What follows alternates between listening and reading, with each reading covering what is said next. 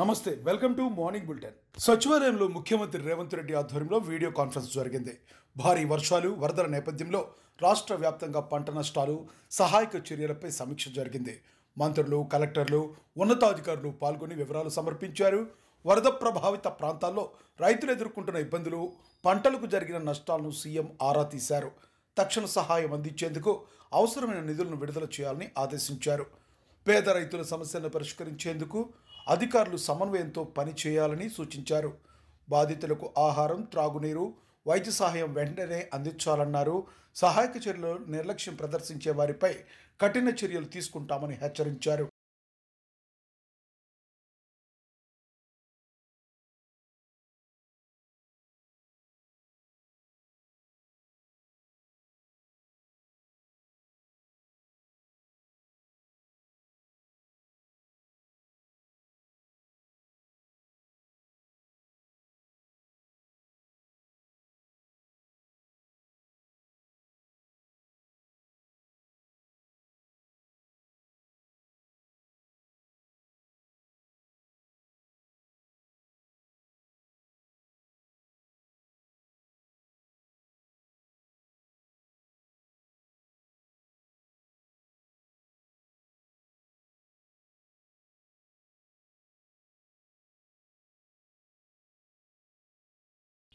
కాళేశ్వరం స్కామ్పై కవితను విమర్శించారు దయాకర్. ఎమ్మెల్సీ అద్దంకి దయాకర్ మాట్లాడుతూ కాళేశ్వరం స్కామ్లో హరీష్ రావు, సంతోష్ రావుల పాత్రను కవిత కన్ఫర్మ్ చేసిందన్నారు. కేసీఆర్కు సంబంధం లేదని కవిత చెప్పడం విడ్డూరంగా ఉందని వ్యాఖ్యానించారు. అసలు ముగ్గురు మధ్య పదవుల కోసం పోరాటం జరుగుతుందని ఆయన అన్నారు. కవిత రేవంత్ రెడ్డి పేరును ప్రస్తావించడం రాజకీయ కారణంగానే విమర్శించారు. అసలైన కాళేశ్వరం దొంగలు సిబిఐ విచారణలో బహిర్గతమవుతాయని దయాకర్ నమ్మకం వ్యక్తం చేశారు. ప్రజల డబ్బుతో నిర్మించిన ప్రాజెక్టును కుంటుపరిచిన వారికి తగిన శిక్ష తప్పదని హెచ్చరించారు. కేసీఆర్ పేరు ఉపయోగించి అవినీతిని కొనసాగించారని, సిబిఐ విచారణతో అన్ని వెలుగులోకి వస్తాయని దయాకర్ వ్యాఖ్యానించారు. అనే విషయాలు చూసుకోవాల్సిన అవసరం ఉంది. ఎందుకంటే కేసీఆర్ తర్వాత ఉన్న ఈ ముగ్గురులో పదవుల పందేరంలో ఏదో అలజడి, అడ్డంకులు వస్తున్నమాట మనకు అర్థమవుతున్నది. ఇక్కడ మొన్నటిదానిక టార్గెట్ కేటీఆర్గా నడిచిన చర్చ కాస్త ఇప్పుడు మళ్ళీ హరీష్ రావు వైపు మళ్ళడం వెనుక ఉన్న ఉద్దేశం ఏంటి, దాంట్లో సంతోష్ రావును కలపడం వెనుక ఉన్న కారణాలు ఏంటి అనే విషయాలు పక్కన పెడితే, మొత్తానికి కాళేశ్వరం కథలో హరీష్ రావు పాత్ర, సంతోష్ రావు పాత్రను ఆమె కన్ఫర్మ్ చేసింది. కాబట్టి రేవంత్ రెడ్డి గారి పేరు ఎత్తడం అనేది రాజకీయం కోసం అనేది క్లియర్. దాంట్లో మనం పెద్దగా చర్చించుకోవాల్సిన అవసరం కూడా లేదు. ఎందుకంటే వాళ్ళిద్దరి పేర్లు చెప్పినందుకైనా రేవంత్ రెడ్డి గారి పేరు చెప్పడం వల్ల ఈ అంశాన్ని పెనెట్రేట్ చేసుకోవడానికి ఉపయోగపడుతుంది తప్పితే మరొక దానికి పనికిరాదు. కానీ అన్నిటికంటే ముఖ్యంగా ఏంటంటే, ఇప్పుడు కాళేశ్వరంలో అవినీతి జరిగిందని మాత్రం కవిత ఒప్పుకున్నట్టే లెక్క. కానీ కేసీఆర్ లేకుండా ఈ కాళేశ్వరం అవినీతి జరిగిందని చెప్పాలని చూడడం మాత్రం పూర్తి స్థాయిలో అది అబద్ధం. అది కేవలం తన తండ్రిని కాపాడుకోవడానికి చేసిన ఒక ఎత్తుగడ ప్రకటన తప్పితే దాంట్లో మనం కొత్తగా ఆలోచించాల్సిన అవసరం లేదు. ఏది ఏమైనా సిబిఐకి అప్పచెప్పినాం కదా. ఎవరి పాత్ర ఎంత, ఎవరివి కథలు, ఎవరు కట్టుకథలు, ఎవరు పిట్ట కథలు, ఎవరు వాస్తవ ఏమంటారు కాళేశ్వరం దొంగలు, ఇవన్నీ కూడా ఇలా బయటపెట్టడానికి తెలంగాణ ప్రభుత్వం సిబిఐకి ఇచ్చిన వాటి పర్సువేషన్లో కూడా కాంగ్రెస్ ప్రభుత్వం ఉంటుంది, కాంగ్రెస్ పార్టీ కూడా ఉంటుంది. ఎందుకంటే ఇది తెలంగాణ ప్రజల యొక్క సొమ్మును కాపాడే రక్షకులుగా ఇలా కాంగ్రెస్ పార్టీ ఉంటుంది, కాంగ్రెస్ ప్రభుత్వం ఉంటుంది, రేవంత్ రెడ్డి గారు ఉంటుంది. కాబట్టి రేవంత్ రెడ్డి గారి మీద ఆరోపణలు చేయడం ద్వారా సెన్సేషన్ మాత్రమే తప్పితే దాంట్లో ఎవరు కూడా దాన్ని పట్టించుకోరు, నమ్మరు. ఒక్కొక్కరు ఒక ఆయన బాంబులు పెట్టిండ్రు అన్నట్టే, లేకపోతే ఇంకొక ఆయన ఏదో సంఘ విద్రోహ చర్యలు అక్కడ పనిచేసినాయి అన్నట్టు. కానీ ఇలా రేవంత్ రెడ్డి గారు కూడా వాళ్ళ వెనుక ఉందని చెప్పడం అనేది కేవలం సెన్సేషన్ కొరకు చేసిన స్టేట్మెంట్గా. ఎమ్మెల్సీ కల్వకుంట్ల కవిత కాళేశ్వరం ప్రాజెక్టుపై ఘాటు వ్యాఖ్యలు చేశారు. హరీష్ రావు, సంతోష్ రావును టార్గెట్ చేస్తూ తీవ్ర విమర్శలు గుప్పించారు. కేసీఆర్ పేరు చెప్పుకుని అనేక చెడ్డ పనులు చేయడం వల్లే ఆయనకు నష్టం కలిగిందన్నారు. మాజీ రాజ్యసభ సభ్యుడు మేఘా కృష్ణారెడ్డి కూడా ఈ వ్యవహారంలో భాగమని ఆరోపించారు. కేసీఆర్కు మరకలు అంటించేందుకు కుట్ర జరిగిందని కవిత పేర్కొన్నారు. కోట్ల రూపాయలు సంపాదించుకున్న అధికారులపై వెంటనే చర్యలు తీసుకోవాలని డిమాండ్ చేశారు. ప్రాజెక్టును నిలదీయడం వల్ల తెలంగాణ రైతులకు భారీ నష్టం కలిగిందని ఆవేదన వ్యక్తం చేశారు. అయినా మళ్ళీ వాళ్ళనే మోస్తాం, అయినా మళ్ళీ వాళ్ళనే ముందుకు తీసుకెళ్తామని అనుకుంటే పార్టీ ఎట్లా ముందట్టుకుపోతుంది? ఒక బిడ్డగా నిజంగా నేను బాధపడతా ఉన్నాను. ఇవాళ 5 సంవత్సరాలు ఇరిగేషన్ మంత్రిగా చేసినటువంటి హరీష్ రావు గారిది మేజర్ పాత్ర లేదా దీంట్లో? అందుకే కదా కేసీఆర్ గారు వారిని సెకండ్ టర్మ్లో తప్పించిండ్రు. ఈ మొత్తం కాళేశ్వరం ఎపిసోడ్లో కేసీఆర్ గారికి మరక అంటిందంటే 2-3 వ్యక్తులు కారణం. మాజీ రాజ్యసభ సభ్యుడు ఒకలైతే, హరీష్ రావు గారు ఒకలైతే, మేఘా కృష్ణారెడ్డి గారు ఇంకోటి, మేఘానో బోగానో ఏదో. ఈ పెద్ద పెద్ద కాంట్రాక్టర్లు అందరితో కుమ్మక్కై కేసీఆర్ గారు ప్రజల కోసం ఆలోచన చేస్తే, నీళ్ళ కోసం ఆలోచన చేస్తే, వీళ్ళు సొంత వనరుల కోసం, డెవలప్మెంట్ కోసం, ఆస్తులు పెంచుకోవడం కోసం ఆలోచన చేసి ఇవాళ మీ వల్ల రేవంత్ రెడ్డి లాంటి వ్యక్తి, తెలంగాణ ఉద్యమానికి సంబంధం లేని వ్యక్తి, కేసీఆర్ గారి కాలి గోటికి సరిపోని వ్యక్తి, ఆయన నిలబడి కేసీఆర్ గారిని చేయెత్తి చూపించి కేసీఆర్ గారి మీద సిబిఐ ఇవాళ నేను వేస్తా అని చెప్తున్నాడంటే కారణం ఎవరు దీనికి? నేను భరించిన, ఇదే హరీష్ రావు గారు, ఇదే సంతోష్ రావు గారు అనేక కుట్రలు చేసినా కూడా భరించిన. నా మీద ఓపెన్గా మీడియా మిత్రులందరితో రకరకాల మాటలు చెప్తే కూడా నేను భరించిన. నా పర్సనల్ అటాక్కి నేను ఎప్పుడు కూడా వాళ్ళను ఇంతవరకు పేరు పెట్టి పిలవలేదు, మాట్లాడలేదు. ఫస్ట్ టైం చెప్తున్నా నేను. ఎందుకోసం చెప్తున్నా? కేసీఆర్ గారికి ఈ వయసులో సిబిఐ ఎంక్వైరీ ఏందండి? ఎందుకోసం ఆ కర్మ పట్టింది? ఎందుకు భరించాలి? ఇటువంటి వాళ్ళని చూస్తూ ఎందుకోసం ప్రొటెక్ట్ చేసుకోవాలి? బీఆర్ఎస్ పార్టీ తమ్ముల కోపం రావచ్చు, కానీ వాస్తవాలు చేదుగున్నా అప్పుడప్పుడు మాట్లాడుకుంటేనే, మందు తీసుకుంటేనే ఆరోగ్యం మంచిగా అవుతుంది. మంత్రి నారా లోకేష్ నిన్న రాత్రి కడపకు చేరుకున్నారు. కడప విమానాశ్రయంలో ఆయనకు ఘన స్వాగతం లభించింది.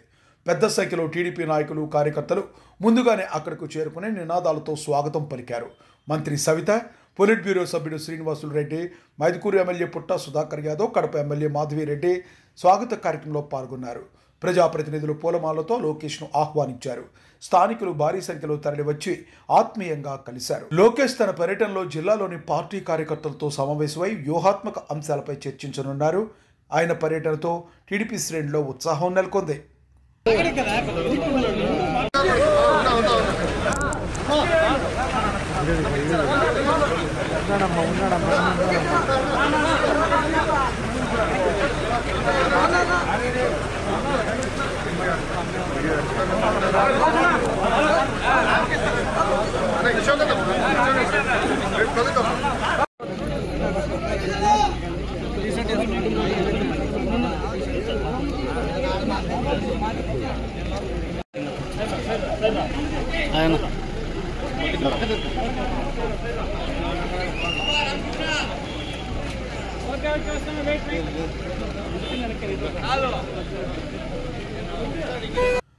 Anantapuram municipal corporation standing committee ఎన్నికలు ఏకగ్రీవంగా జరిగాయి. గూడూరు మల్లికార్జున, దేవి, జయలలిత, రామాంజనమ్మ, లావణ్యలు సభ్యులుగా ఎన్నికయ్యారు. మేయర్ మొహమ్మద్ వసీం కొత్త సభ్యులకు ధ్రువపత్రాలు అందించారు. ఈ సందర్భంగా మాట్లాడుతూ వైఎస్ఆర్సీపీ కార్పొరేట్ల ఐక్యతే తమ బలమని అన్నారు. గతంలో కూటమి ప్రభుత్వం స్థానిక సంస్థల్లో సభ్యులను బలవంతంగా లాక్కుందని, అనంతపురంలో అలాంటి ప్రయత్నాలు విజయవంతం కాలేదని చెప్పుకొచ్చారు. మాజీ సీఎం జగన్, మాజీ ఎమ్మెల్యే అనంత వెంకటరామరెడ్డి సహకారంతో నగర అభివృద్ధికి సమిష్టిగా కృషి చేశామని తెలిపారు. ఎన్నికలు ఏకగ్రీవం చరిత్రలో నిలిచిపోతుందని మేయర్ వ్యాఖ్యానించారు. స్టాండింగ్ కమిటీ ఇది ఒక చరిత్ర. ఈ యొక్క 5 ఇయర్స్లో జగన్మోహన్ రెడ్డి గారి సహకారం, అనంత వెంకటరామరెడ్డి గారి కృషితో వైసీపీ పాలనలో ప్రతి ఇయర్ కూడా మేము ఏకగ్రీవం చేసుకోవడం కూడా ఇది ఒక చరిత్ర అని మీ అందరూ తెలియజేస్తున్నాను. అదేవిధంగా ఎవ్రీ ఇయర్ కూడా ప్రతి ఒక్కరికి కొత్త వాళ్ళకి కూడా ఇవ్వడం కూడా ఇది కూడా చరిత్ర అని కూడా నేను తెలియజేసుకుంటున్నాను.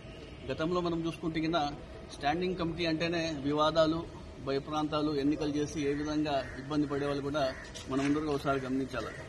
కానీ ఈరోజు మనం చూసుకుంటే కింద వైసీపీ హయాంలో మేమందరూ కూడా 50 మంది కార్పొరేటర్లో 45 మంది వైసీపీ వాళ్ళు అయ్యారు.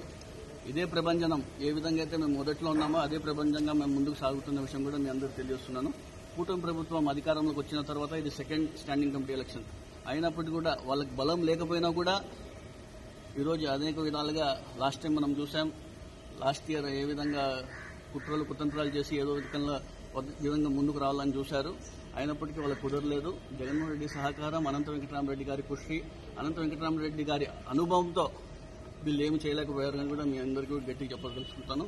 రాష్ట్రంలో చూసుకుంటే కదా మనం మొన్నటి రోజే మనం పులివెందులో చూసాం ఏ విధంగా ఎన్నికలు జరిగాయి, ఏ విధంగా రాష్ట్రంలో మేయర్స్ కానివ్వండి, డిప్యూటీ మేయర్స్ కానివ్వండి, మున్సిపల్ చైర్మన్లు కానివ్వండి, వైస్ చైర్మన్లు కానివ్వండి భయప్రాంతాలకు గురి చేసి ఏ విధంగా వాళ్ళకి పదవి నుంచి తొలగించడం కూడా చూసిన విషయాలు కూడా మనం ఒకసారి గమనించాలి. ఎన్ని చేసినా కూడా ప్రజలందరూ కూడా గమనిస్తున్నారు, రాష్ట్రం అంతా కూడా చూస్తున్నారు. వీళ్ళు ఎన్ని భయప్రాంతాలు చేసినా, రెడ్ బుక్ రాజ్యాంగం తీసుకొచ్చి ఎంత భయప్రాంతాలు చూసినా కూడా ప్రజలు నమ్మే పరిస్థితి లేరు. అనంతపురం నగరంలో ఏ విధంగా అయితే మా పాలకవర్గం ఉంది స్టార్టింగ్ నుంచి ఇప్పటి కూడా అదే బలంతో మేమంతా ముందుకు పోతున్నాం. అంత ఐక్యతతో ఈరోజు కార్పొరేటర్లు కావచ్చు ప్రతి ఒక్కరు కూడా అందరూ ఐక్యతతో ముందుకు పోయిన విషయం కూడా మేము అందరూ తెలియజేసుకుంటూ ఈ 4.5 years మేము చేసిన అనంతపురం నగరంలో ఏ విధంగా అభివృద్ధి చేసినా కూడా ప్రజలందరికీ తెలుసు. రాబోయే రోజుల్లో కూడా అనంతపురం నగరానికి మేము ఖచ్చితంగా అండగా ఉంటాం.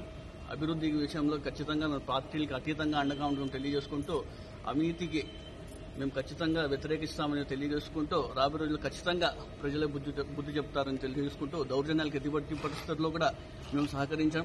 ప్రజాస్వామ్యబద్ధంగా మేము పోరాటం చేస్తామని తెలియజేస్తున్నాం. వైఎస్ఆర్సీపీ నేతలు చంద్రబాబు నాయుడుపై ఘాటు వ్యాఖ్యలు చేశారు. ఎన్టీఆర్ కుటుంబాన్ని పూర్తిగా నామరూపాలు లేకుండా చేసిన వ్యక్తి చంద్రబాబేనని ఆరోపించారు. తనది కాని పార్టీలోకి వచ్చి కుటుంబ సభ్యులను పదవులకు దూరం చేశారన్నారు. బాలకృష్ణను కాపాడిన కారణం వియ్యంకుడు కావడమేనని విమర్శించారు. వెన్నుపోటు రాజకీయాలకు పేటెంట్ చంద్రబాబుకే ఉందని వ్యాఖ్యానించారు. ప్రతిపక్ష హోదా వైఎస్ఆర్సీపీకి వస్తే అసెంబ్లీలో చంద్రబాబును నిలదీస్తామని చెప్పారు. ప్రజలు సూపర్ 6 హామీపై ప్రశ్నిస్తారని భయంతో చంద్రబాబు మౌనం వహిస్తున్నారని వ్యాఖ్యానించారు. వాళ్ళ కుటుంబంలో జరిగితే చూస్తే వాళ్ళందరూ గుర్తుపట్టలేనట్టుగా మారిపోయారు. అసలు ఎన్టీఆర్ కుటుంబమేనా ఇది? ఎన్టీఆర్ కుటుంబం, ఎన్టీఆర్ పెద్ద కొడుకేనా అయినా, ఎన్టీఆర్ చిన్న కొడుకేనా? హరికృష్ణ గారి పిల్లలకు అక్కడ ప్రవేశం లేదు. అసలు ఎన్టీఆర్ కుటుంబాన్ని నామరూపాలు లేకుండా చేశాడు చంద్రబాబు నాయుడు ఈ 30 సంవత్సరాల్లో. తనను గాని పార్టీకి వచ్చి ఆ పార్టీ అధ్యక్షుడిగా స్వీకరించి ముఖ్యమంత్రి అయ్యి ఎక్కడ కూడా ఎన్టీఆర్ కుటుంబ సభ్యులు ఒక్కరికి కూడా కేబినెట్లో కానీ, ఎమ్మెల్యేలు కానీ, ఎంపీలుగా కానీ లేదా ఆ పార్టీలోని పదవుల్లో కానీ ఒక్కచోట కూడా ఎన్టీఆర్ కుటుంబ సభ్యుల్ని లేకుండా చేసిన రోజు. బాలకృష్ణ గారు ఉండారని మీరు అనొచ్చు. బాలకృష్ణ గారు చంద్రబాబు నాయుడు గారు వియ్యంకులు. బాలకృష్ణ గారి కూతుర్ని చంద్రబాబు నాయుడు గారు కుమారులు చేసుకున్నారు కాబట్టి బాలకృష్ణ గారు సేఫ్. లేకపోతే బాలకృష్ణ గారు కూడా ఉండేవాళ్ళు కాదు అని నేను మనవి చేస్తున్నా. ఇదేమీ అబద్ధం కాదు, నిజం. బాలకృష్ణ గారు తప్పించి ఎన్టీఆర్ కుటుంబంలో ఒక్క వ్యక్తి కూడా చంద్రబాబు నాయుడు గారు దరిదాపుల్లోకి రాలి. ఎందుకు అని అడుగుతున్నాం. ఆ రోజున మీరు పనిన మహాకుట్రలు ఓ ప్రామాణికంగా తీసుకొని దేశంలో వెన్నుపోట్లకు తేవలేదు. అంటే ఇప్పుడు మహారాష్ట్రలో ఒకటి జరిగింది కదా, శివసేన వాళ్ళకి ఒకటి వెన్నుపోటు జరిగింది.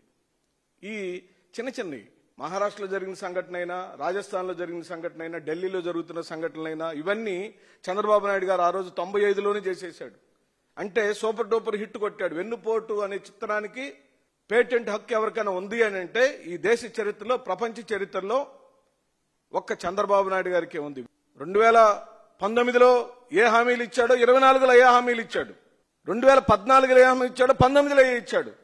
అంటే ఎన్నికలప్పుడే సరిగ్గా హామీలు ఇస్తాడు, అధికారంలోకి వస్తాడు, అధికారంలోకి వచ్చిన వెంటనే అవి నవల కాట్లేదు అంటాడు, వాటిని చూస్తే భయం వేస్తుంది అంటాడు, ఈ ప్రపంచంలో ఎవరు చేయలేరంటారు, ఆ పథకాలన్నీ అమలుపరచాలంటే ఆస్తులు అమ్మాలంటారు, రాష్ట్రాన్ని అమ్మాలంటారు. మరి చేతగాని వాళ్ళు ఎందుకు ఇచ్చారు ఆ మాటలు? ఎందుకు ఇచ్చారు? మీరు ప్రజల నుంచి కానే కాదు, నువ్వు ఒక ఫేక్ నాయకుడివి, నీ చరిత్ర ఒక ఫేక్, నువ్వు రాసిన రచనలన్నీ ఒక ఫేక్, నువ్వు చూపించిన రాజకీయాలన్నీ ఒక ఫేక్ ఫేక్ ఫేక్ ఫేక్. ఈరోజు నువ్వు కట్టే రాజధాని కూడా ఫేకే. అందుకే యాస్ట్కి వచ్చి మీకు తెలుసా అండి, రాజధాని ప్రాంత రైతులందరూ రగిలిపోతున్నారు.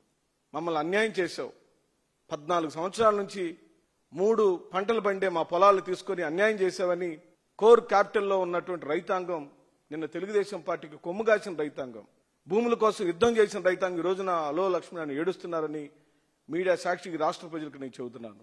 ఆ రైతుల యొక్క ఉసురు మాత్రం చంద్రబాబు నాయుడుకి తప్పనిసరిగా తగిలిద్దని చెప్పి అంటున్నాను. అన్నదాతలను ఆడుకున్నవాడు, అన్నదాతల యొక్క కడుపు కొట్టినవాడు, అన్నదాతలకు. మాజీ మంత్రి వైఎస్ఆర్సీపీ ఇన్ఛార్జ్ సాకే శైలజ మాజీ మంత్రి వైఎస్ఆర్సీపీ ఇన్ఛార్జి సాకే శైలజ కూటమి ప్రభుత్వంపై విమర్శలు చేశారు. వికలాంగులు రోడ్లపైకి వచ్చి ఆత్మహత్యలకు పాల్పడుతున్నారని ఆవేదన వ్యక్తం చేశారు. కూటమి ప్రభుత్వం వచ్చిన తర్వాత ఎంతమంది దివ్యాంగులకు పెన్షన్లు మంజూరు చేశారో చెప్పాలని డిమాండ్ చేశారు. వికలాంగులకు హామీలు ఇచ్చినా వాటిని అమలు చేయలేకపోతున్నారని ఆరోపించారు. నిరాశతో అనేక మంది దివ్యాంగుల జీవితం ముగించుకోవాల్సిన పరిస్థితి వచ్చిందన్నారు. తక్షణమే పెన్షన్లను పెంచి కొత్త అర్హులందరికీ ఇవ్వాలని శైలజ డిమాండ్ చేశారు. నాయకత్వంలో ఎన్ని కొత్తగా దివ్యాంగుల పెన్షన్లు ఇచ్చారో చెప్పండి ఒక మాట. నేను ధైర్యంగా చెప్తాను, 2 లక్షలకు పైగా జగన్మోహన్ రెడ్డి గారి నాయకత్వంలో దివ్యాంగులకి కొత్త పెన్షన్లు ఇచ్చిన చరిత్ర జగన్మోహన్ రెడ్డి గారిది. మీదే చెప్పని కోరుతా ఉన్నాం. నాకు అనుమానం, గతంలో ప్రభుత్వ ఉద్యోగం చేశాను నేను. సదరం సర్టిఫికెట్లు గవర్నమెంట్ ఇచ్చినవే కదా, ఏ ప్రభుత్వంలో అయినా సరే గవర్నమెంట్ సర్టిఫికెట్ కదా అది. మళ్ళీ సదరం సర్టిఫికెట్లో అంగవైకల్యం 50% పై ఉన్నట్లుగా గతంలో ఇచ్చిన సర్టిఫికెట్ని ఈ రోజున లక్షలకు వేలాది మందికి దానికి తృణీకరిస్తా ఉన్నారంటే తప్పెక్కడ ఉందో చెప్పాల్సిన బాధ్యత మీ పైన ఉంది కదా. 30 సంవత్సరాల క్రితం మీరు చేసిన అన్యాయాన్ని గురించి జనం మాట్లాడుకుంటారు. రామారావు కుటుంబానికి ద్రోహం గురించి మాట్లాడుకుంటారు. వికలాంగులకు పెడుతున్న దివ్యాంగులకు పెడుతున్న క్షోభ గురించి, వాళ్ళ బతుకు భయం గురించి ఆక్రోశం మీకు తగులుతుంది. శాపం కాదు ఇది. అట్లాగే హంద్రి నీవా పేరు పైన మీరు చేసే వంచన, మీ యొక్క దాని నాటకం అందాం, రంగులు మార్చడం, స్క్రీన్ మార్చడం, పేర్లు మార్చుకోవడం, ఇప్పటికి కూడా స్పష్టంగా చెప్పాలనుకుంటా ఉన్నాను. హంద్రి నీవా పైన ఏదైనా పని జరిగి ఉంటే, నికరమైన పని జరిగి ఉంటే అది రాజశేఖర్ రెజిమ్లోనూ ఆయన వారసుడు జగన్మోహన్ రెడ్డి గారి రెజిమ్లో జరిగిందనే విషయం గుర్తు చేస్తూ ఉన్నాం. ఆయన మాట్లాడతాడు, డబ్బులు ఖర్చు పెట్టుకు కర్నూలు జిల్లాలో 110 చెరువులకి నీళ్లు కాలువలు కనపడవా మీకు? మహిళా హక్కులపై కూటమి ప్రభుత్వాన్ని నిలదీస్తామన్నారు వరదు కళ్యాణి. ఎమ్మెల్సీ వరదు కళ్యాణి మాట్లాడుతూ మహిళల హక్కుల పరిరక్షణకు కూటమి ప్రభుత్వంపై ఒత్తిడి తీసుకొస్తామని చెప్పారు. మహిళలకు ఇచ్చిన హామీలు అమలు కావడం లేదని ఆరోపించారు. మహిళల రక్షణ కోసం ప్రత్యేకంగా ఒక కార్యాచరణ రూపొందిస్తున్నామని తెలిపారు. మహిళలపై దాడులు పెరుగుతున్న తరుణంలో ప్రభుత్వం తక్షణ చర్యలు తీసుకోవాలని డిమాండ్ చేశారు. సమాజంలో మహిళలకు గౌరవం కల్పించేందుకు చట్టపరమైన మార్పులు అవసరమన్నారు. కూటమి పాలనలో మహిళా వ్యతిరేక ధోరణి కొనసాగితే ప్రజలు ఖండిస్తారని హెచ్చరించారు. చేయడం కోసం ఒక కార్యాచరణ రూపొందించుకుంటూ ఈరోజు జోన్ 5కి చెందిన ఈ కడప జిల్లాకి రావడం జరిగింది. తీసుకుంటే గతంలో జగన్మోహన్ రెడ్డి గారు 5 సంవత్సరాలు ముఖ్యమంత్రిగా ఉండే కాలంలో మహిళా రక్షణ కోసం, మహిళా సాధికారత కోసం పెద్దపీట వేసిన పరిస్థితి మనందరము చూసాం. ఒక మహిళా పక్షపాత ముఖ్యమంత్రిగా జగనన్న 5 ఏళ్ళు పరిపాలించారు. ఇచ్చిన ప్రతి పథకంలో కూడా మహిళలే ఎక్కువగా లబ్ధిదారులుగా ఉండేట్టుగా మనం చూసాం. ఒక ఇల్లు ఇస్తే అది మహిళలకి ఇచ్చేవారు, ఒక పథకం ఇస్తే అది మహిళల పేరుతో ఇచ్చేవారు. అలాగే ఒక పదవుల్లో కూడా మెజారిటీ పదవులు మహిళలకే ఇచ్చిన పరిస్థితి మనం చూసాం. ఈరోజు తీసుకుంటే కూటమి ప్రభుత్వం మహిళల్ని ఎన్నికల టైంలో జగనన్న కంటే ఎక్కువ మేలు చేస్తానని మభ్యపెట్టి ఓట్లు వేయించుకొని 164 సీట్లతో అధికారంలోకి వచ్చి నెట్ట నిలువుగా ఈరోజు మోసం చేయడం జరిగింది. 15 నెలలైనా ఏ ఒక్క పథకం కూడా సరిగ్గా అమలు చేయని పరిస్థితి మనం చూస్తూ ఉన్నాం. సూపర్ 6లు సూపర్ హిట్ అని చెప్తూ ఉన్నారు. వాళ్ళకి నేను ఒకటే ప్రశ్నిస్తూ ఉన్నాను, మరి మహాశక్తి అనే పథకం పెట్టారు. ఆడబిడ్డ నిధి కింద ప్రతి నెల 1500 రూపాయలు 19 సంవత్సరాల నుంచి 59 సంవత్సరాల మధ్య ఉన్న మహిళలకి ఇస్తామని చెప్పి, మరి 15 నెలలు అయింది కదా, ఏ ఒక్క మహిళకైనా మీరు ఆడబిడ్డ నిధి ఇచ్చారా అని నేను అడుగుతున్నాను. మరి సూపర్ 6 ఎలా సూపర్ హిట్ అవుతుంది అని నేను అడుగుతూ ఉన్నాను. అలాగే ఫ్రీ బస్సులో 11 రకాల బస్సులకు అవకాశం ఇవ్వకుండా కేవలం 5 రకాల బస్సుల్లో ఎక్కే అవకాశం ఇచ్చిన మీరు ఫ్రీ బస్ పథకం ఎలా సూపర్ హిట్ అవుతుంది అని నేను అడుగుతూ ఉన్నాను. ఈరోజు మొదటి సంతకానికే దిక్కులేని పరిస్థితి ఉంది. ఎందుకంటే ఒక్క నిరుద్యోగికైనా మీరు నిరుద్యోగ భృతి ఇచ్చారా? ఒక్క ఉద్యోగమేనా ఒక నిరుద్యోగికి ఇచ్చారా అని నేను అడుగుతున్నాను. మరి సూపర్ 6 ఎలా సూపర్ హిట్ అవుతుంది అని నేను అడుగుతూ ఉన్నాను. అలాగే రైతులకి అన్నదాత సుఖీభవ అని పేరు పెట్టారు. మొత్తం కేంద్రంతో సంబంధం లేకుండా 20,000 రూపాయలు ఇస్తానని చెప్పి ఎన్నికల టైంలో చెప్పి ఈరోజు కేంద్రంతో కలిపి ఇస్తానని చెప్పడమే కాకుండా మొదటి ఏడాది ఎగ్గొట్టి ఇప్పుడు కేవలం 5,000 రూపాయలు రైతుల అకౌంట్లో వేసి చేతులు దులుపుకునే పరిస్థితి ఉంటే ఎలా సూపర్ 6 సూపర్ హిట్ అవుతుంది అని నేను అడుగుతూ ఉన్నాను. అలాగే ఒక్క మహిళకైనా మీరు రేషన్ కార్డులు ఇచ్చారా అని నేను అడుగుతూ ఉన్నాను. ఉన్న ఫంక్షన్స్ ఈరోజు తీసేయడంతో ఎంతమంది రోడ్డెక్కి నిరసన తెలియజేస్తున్నారో మనం చూస్తూ ఉన్నాం. వికలాంగులకైతే చాలా దారుణంగా వాళ్ళ ఫంక్షన్స్ కోత కోయడానికి వీళ్ళు పూనుకోవడంతో ఎంత ఘోరంగా వాళ్ళు బాధలు పడుతూ ఉన్నారు ఈ రాష్ట్ర ప్రజలందరూ కూడా చూస్తూ ఉండే పరిస్థితి మనం చూసాం. అలాగే 3 గ్యాస్ సిలిండర్స్, ఉచిత గ్యాస్ సిలిండర్స్ అని చెప్పారు. మొదటి ఏడాది తీసుకుంటే ఒక్కటి మాత్రమే ఇవ్వడం జరిగింది. మరి సూపర్ 6 సూపర్ హిట్ ఎలా అవుతుంది అని అడుగుతూ ఉన్నాను. అలాగే తల్లికి వందనం, గతంలో జగన్మోహన్ రెడ్డి గారు అమ్మఒడి అనే పథకాన్ని ప్రవేశపెట్టి టెన్షన్గా పిల్లల కోసం తల్లి అకౌంట్లో డబ్బులు వేసి వాళ్ళ చదువుకి డ్రాప్ అవుట్స్ కాకుండా ఉండడం కోసం ఆ పథకాన్ని తీసుకొస్తే దానికి కాపీ కొట్టి ప్రవేశపెట్టిన మీరు ఒక ఆన్గోయింగ్ స్కీమ్ అయిన దాన్ని మొదటి ఏడాది ఎగ్గొట్టిన పరిస్థితి రాష్ట్ర ప్రజలందరూ చూశారు. మరి సూపర్ 6 అనేది సూపర్ హిట్ ఎలా అవుతుంది చంద్రబాబు నాయుడు గారు అని నేను అడుగుతూ ఉన్నాను. చంద్రబాబు నాయుడు గారు అంటారు ఏ ఒక్క మహిళ మీదైనా ఎవరైనా చేయి వేస్తే అదే వాళ్ళకి చివరి రోజు అంటున్నారు.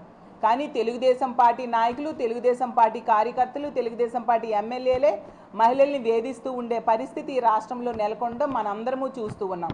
మరి చంద్రబాబు నాయుడు గారు ఏ ఒక్క మనిషికి కూడా చివరి రోజు చేయలేదు. మరింతగా మహిళల మీద అఘాయిత్యాలు పెరిగేట్టుగా మద్యం పాలసీని తీసుకొచ్చిన పరిస్థితి మనం చూసాం. బాహుబలి లాంటి సినిమా చూపిస్తాము అని చెప్పి ఇప్పుడు నరబలి లాంటి పాలన చూపిస్తూ ఉండే పరిస్థితి ఈ రాష్ట్రంలో నెలకొనుంది. ఇంకోవైపు తీసుకుంటే ఈ ప్రభుత్వానికి జాకీలు పెట్టే లేపే ఎల్లో మీడియా ఒకవైపు, ఎల్లో పార్టీలు ఒకవైపు ఉండి ఇది మంచి ప్రభుత్వం అని చెప్తారు, అలాగే డబుల్ ఇంజన్ సర్కార్ అని చెప్తారు, అలాగే విజనరీ లీడర్ అని చెప్తారు, సంపద సృష్టికర్త అని చెప్తారు. ఎక్కడ సంపద సృష్టిస్తున్నారు చంద్రబాబు నాయుడు గారు? అప్పులు సృష్టిస్తూ ఉండే పరిస్థితి. గతంలో జగన్మోహన్ రెడ్డి గారు 5 ఏళ్ళు కలిపి 3,30,000 కోట్లు మాత్రమే అప్పు చేస్తే చంద్రబాబు నాయుడు గారు కేవలం ఈ 15 నెలల్లో 2 లక్షల కోట్లు. వరంగల్ పశ్చిమ ఎమ్మెల్యే నాయని రాజేందర్ రెడ్డి కల్వకుంట్ల కుటుంబంపై ఘాటు వ్యాఖ్యలు చేశారు. దోచుకున్న సొమ్ము పంచుకునే క్రమంలో కుటుంబంలో కలహాలు చెలరేగుతున్నాయని ఆరోపించారు. తెలంగాణ అభివృద్ధికి కేటాయించాల్సిన నిధులు వ్యక్తిగత ప్రయోజనాల కోసం వాడుకున్నారని విమర్శించారు. అవినీతి కారణంగానే ఈ విభేదాలు బయటపడుతున్నాయన్నారు. ప్రజలకు వాస్తవాలు తెలిసేలా సిబిఐ విచారణ జరగాలని డిమాండ్ చేశారు. ఎంక్వైరీ చేస్తే మీకు వచ్చిన నష్టం ఏంటి?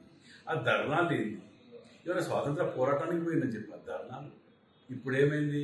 కవిత గారు మాట్లాడారు కదా, హరీష్ రావు, సంతోష్ గారు ముందు హస్తం ఉన్నది, 100 కోట్లు దొరికితే ఏం చేసిండ్రో అధికారులని అంటే అర్థం ఏంటిది? మీరు దోసుకదిని పంపకాల కాడికి వచ్చే వరకు ఈ పంచాయతీలు పెట్టి దీనికి ధర్నాలు, దీనికి నిరసనలు అని చెప్పి ఓ ఫ్రేమ్ చేసి పెట్టడమా? ఇవాళ నిజంగా కూడా ఉద్యమకారుల అమరవీరుల ఆత్మ పోషిస్తాను మీరు చేయబట్టి. ఒక ఉద్యమం పేరుతోటి అంతమంది విద్యార్థులను చంపి మీరు ఇవాళ వారి పేరు మీద ఎవరి మీద పేలాలు ఎరగ తింటారు. సిగ్గు, శరం, లజ్జ ఉండాలి. తెలంగాణ ఎట్లా తిరుగుతారో ఇక మేము చూస్తాం. ఎట్లా తిరుగుతారో చూస్తాం. మీరు మొత్తం పైసా కక్కాలి ఒక్కొక్కడు, ఎవరిని వదిలిపెట్టేది లేదు. మీరు ఏ జిల్లాకు గ్రామానికి గ్రామం, నియోజకవర్గ స్థాయిలో దోచుకొని రేట్ కాడికి. దీనికి మళ్ళీ జవాబు లేకుండా అదరగొట్టడం. మీరు ఆ డబ్బులతోటి, దోచుకున్న డబ్బులతోటి యూట్యూబ్ ఛానల్ పెట్టి దుష్ప్రచారాలు చేసుకుంటా కాంగ్రెస్ పార్టీ 6 పథకాలలో ఇన్ని అమలు చేస్తుంటే కూడా చేస్తలేరు అని చెప్పి దుష్ప్రచారాలు చేసుకుంటా, ఎదురుదాడులు చేసుకుంటా, దొంగ అన్నట్టుగా వ్యవహరిస్తారా? మీరు అన్ని ప్రతి పైసలు దక్కిస్తాం. ఇంకా సిగ్గుశరం లేకుండా బీజేపీ తోటి కుమ్ముకైనా మాట్లాడుతున్నాం. ఎవరు మాట్లాడితే వాళ్ళతో కుమ్ముకైనా మాట్లాడుతున్నాం. ఇదా రాష్ట్ర ప్రజల్ని అసెంబ్లీలో చూడలేదా? అన్ని ఎవిడెన్స్లతో మా ముఖ్యమంత్రి రేవంత్ రెడ్డి గారు ప్రతిదీ కలెక్ట్ చేసి పెట్టారు. మేము కక్ష సాధింపు చర్య అనుకుంటే మీరు ఎవరు కూడా రోడ్ల మీద ఇన్ని రోజులు 2 ఏళ్ల దాకా తిరగలేకపోతున్నారు. అది గుర్తుపెట్టుకోండి. ఇప్పుడు మాత్రం ఎట్టి పరిస్థితుల్లో ఇన్ని సాక్ష్యాలు, ఇన్ని సబూతులు మీ ఇంట్లోనే బయటకు వచ్చి. Hyderabad market committee vice chairman Kotla Srinivas మాట్లాడుతూ బీసీలకు న్యాయం చేయాలన్నది రాహుల్ గాంధీ సంకల్పమన్నారు. ఈ సంకల్పాన్ని నెరవేర్చే బాధ్యతను సీఎం రేవంత్ రెడ్డి తీసుకున్నారని తెలిపారు. అసెంబ్లీలో బీసీలకు 42% రిజర్వేషన్లు కల్పించే తీర్మానం ఆ దిశగా కీలక అడుగుని చెప్పారు. ఈ నిర్ణయం సామాజిక న్యాయానికి నిదర్శనమన్నారు. బీసీ వర్గాల వారికి వారి వాటా రాజకీయ అవకాశాలు కల్పించేలా దీర్ఘకాలిక ఆకాంక్ష నెరవేరుతుందని చెప్పారు. కాంగ్రెస్ పార్టీ దీన్ని దేశవ్యాప్తంగా అమలు చేస్తుందని ఆయన నమ్మకం వ్యక్తం చేశారు. ఆ ఆలోచన సరళికి పదును పెట్టిన నాయకుడు మన గౌరవ ముఖ్యమంత్రి, అదేవిధంగా మన గౌరవ ప్రదేశ్ కాంగ్రెస్ కమిటీ అధ్యక్షుడు బొమ్మ మహేష్ కుమార్ గౌడ్ గారు అని చెప్పక తప్పదు. గత ప్రభుత్వము బీసీలకు కేవలం 50% అనే సీలింగ్ పెట్టి బీసీల జీవితాలతో చెలగాటమాడిన గత ప్రభుత్వానికి నిన్నటి శాసనసభలో చెంప చెల్లుమనిపించే విధంగా ఆ యొక్క నిబంధనని ఎత్తివేయడం ఇలా రాష్ట్రంలో ఉన్న బీసీలందరూ కూడా సంబరాలు చేసుకుంటూ అంబరాన్ని దాక్కుతున్నాయి. ఈరోజు గౌరవ ముఖ్యమంత్రి గారికి నీరాజనాలు వలుపుతా ఉన్నారు. గౌరవ పిసిసి అధ్యక్షుడు పొన్నం ప్రభాకర్ గారికి కూడా ఈరోజు బీసీలందరూ కూడా మా అనుబంధ సంస్థగా, కాంగ్రెస్ పార్టీకి ఒక అనుబంధ సంస్థగా ఈరోజు మారినంటే గౌరవ ముఖ్యమంత్రి రేవంత్ రెడ్డి గారు తీసుకున్న ఆలోచన, వాళ్ళ మదిలో పుట్టిన ఒక మానస పుత్రికనే ఈరోజు బీసీలకు 42% స్థానిక సంస్థల్లో విద్య, ఉపాధి, రాజకీయాల్లో అవకాశం ఇవ్వాలని రేవంత్ రెడ్డి ఆలోచనకు ఇలా పల్నాడు జిల్లా పిడుగురాళ్లలో స్త్రీ శక్తి విజయోత్సవ సభ ఘనంగా జరిగింది. సభలో మహిళలు పెద్ద సంఖ్యలో పాల్గొన్నారు. వేదికపై మహిళా శక్తి, వారి సాధికారత, అభివృద్ధిపై నాయకులు ప్రసంగించారు. సమాజంలో మహిళల స్థానం బలపడేందుకు తీసుకుంటున్న చర్యలను వివరించారు. మహిళలకు స్వయం ఉపాధి, విద్య, రక్షణ అంశాల్లో మరిన్ని అవకాశాలు కల్పించనున్నట్లుగా తెలిపారు. పిడుగురాళ్లలో నిర్వహించిన ఈ సభకు ప్రజలు పెద్ద సంఖ్యలో తరలివచ్చి విజయవంతం చేశారు. విజయవాడ ధర్నా చౌక్లో సిపిఎస్ ఉద్యోగులు ధర్నా చేపట్టారు. వారంలో సిపిఎస్ రద్దు చేస్తామని హామీ ఇచ్చిన వైఎస్ఆర్సీపీ అమలు చేయక మోసం చేసిందని ఆరోపించారు. కూటమిని అధికారంలోకి తెచ్చి నమ్మకం ఉంచామని, ఇప్పుడు తగిన న్యాయం చేయాలని డిమాండ్ చేశారు. సెప్టెంబర్ 1న సిపిఎస్ ఉద్యోగుల విద్రోహ దినంగా పాటిస్తున్నామని తెలిపారు. పింఛన్ల భద్రత కోసం సిపిఎస్ రద్దు తప్పనిసరి అని పేర్కొన్నారు. పరిష్కారాన్ని సంవత్సరం లోపు ఇస్తామని చెప్పి ఖచ్చితంగా హామీని ఇవ్వడం జరిగింది. అయితే ఈ రోజు ఇప్పటి వరకు సంవత్సరం 6 నెలలు కావస్తున్నా గానీ కనీసం సిపిఎస్ ఉద్యోగుల్ని చర్చలకి కూడా పిలిచినటువంటి సందర్భం లేదు. గవర్నమెంట్ ఇస్తున్నటువంటి మెమో 57 అనేది ఇప్పుడు 16 రాష్ట్రాల్లో అమలు జరుగుతూ ఉన్నది. మెమో 57 అమలు జరగడానికి రాష్ట్ర ప్రభుత్వానికి వచ్చినటువంటి అడ్డంకులు ఏమిటని మేము ప్రశ్నిస్తా ఉన్నాం. గౌరవ ముఖ్యమంత్రి గారు, మీరు అన్ని పథకాలు అందరి జనాలకి మీరు మేనిఫెస్టోలో పెట్టిన పథకాలన్నీ కూడా అమలు చేస్తా ఉన్నారు. మీరు